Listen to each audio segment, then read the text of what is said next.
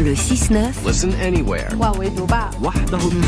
Sur France Inter. Gallagher Fenwick, bonjour. Bonjour Simon, bonjour à tous. Le Premier ministre israélien Benjamin Netanyahou s'est exprimé hier devant le Congrès des États-Unis. On s'intéresse à ce qu'il a dit, bien sûr, mais aussi à ce qui s'est joué en coulisses. En théorie et à l'applaudimètre, cela ressemble à un triomphe pour le plus américain des responsables politiques israéliens. 4e fois que Benjamin Netanyahou se voit accorder le privilège de parler devant le Congrès des États-Unis.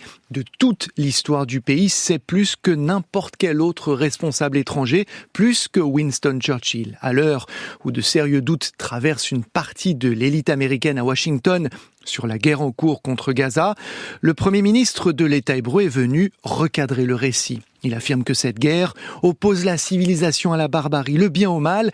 Cette guerre n'est pas que celle d'Israël, c'est aussi la vôtre, clame-t-il en s'adressant aux Américains. Au moment où 72% des Israéliens pensent qu'il devrait démissionner, Benjamin Netanyahou est là pour se refaire une stature. Objectif, montrer une nouvelle fois à ses compatriotes qu'il reste le plus influent des Israéliens chez le plus grand allié d'Israël. La mission est-elle remplie ?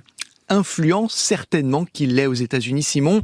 Apprécier, c'est autre chose. Et c'est peut-être ce qui frappe le plus durant cette allocution.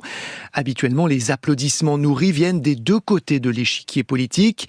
Démocrates et républicains rivalisent souvent d'enthousiasme dans ce cadre face à un Premier ministre israélien, tant le soutien de l'État hébreu demeure un sujet consensuel et bipartisan sous les ors du Capitole. Mais hier, il y avait nettement moins d'engouement du côté des démocrates. Leur travée était d'ailleurs clairsemée par endroits. Fait rarissime, des douzaines de membres de la Chambre et quelques sénateurs avaient en effet décidé de ne pas être présents lors du discours. Parmi les absentes les plus notables, Kamala Harris, en campagne dans l'Indiana, mais aussi Nancy Pelosi, l'ancienne présidente de la Chambre. Dans un communiqué, elle dénonce, je cite, « la pire présentation jamais faite par un politique étranger invité au Congrès ». Comme plusieurs de ses collègues, elle indique avoir choisi de passer du temps avec des familles d'otages retenus à Gaza, plutôt que d'écouter un Premier ministre israélien qui ne s'intéresse pas à la paix, selon elle. Boycotté donc par une partie des démocrates, mais toujours adoré par les républicains, est-ce que c'est suffisant peut-être pour Benjamin Netanyahou ? Pas vraiment, Simon. L'érosion du soutien inconditionnel et bipartisan à Benjamin Netanyahou au sein du Congrès est loin d'être un phénomène anodin. Près de 3/4 des armes importées dans l'État hébreu proviennent des États-Unis. La suspension d'une livraison, le fait qu'un président parle de conditions pour les livrer, ne sont pas des phénomènes inédits, mais ils sont très rares. Les tensions sont clairement vives entre certains démocrates et un Benjamin Netanyahou qui semble avoir choisi son camp.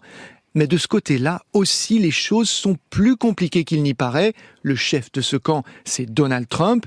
Le Premier ministre israélien doit le voir ce vendredi. La mission ne sera pas si simple.